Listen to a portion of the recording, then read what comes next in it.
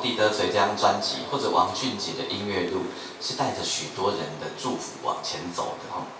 那在音乐这条路上，其实你知影吼，做音乐，有时要为着三顿饱，有时嘛是无遐尼简单的代志吼。所以做咱的娘囝，做咱的牵手，做咱的另一半吼，就会常常很担心这样子吼。所以咱做人，我们做老做的，咱做大家的，你知道？在出专辑的时候呢，专程写了一首歌。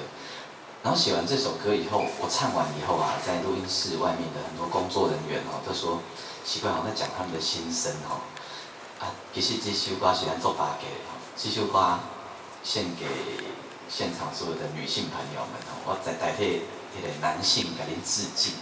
这首歌的歌名叫做《娘囝》。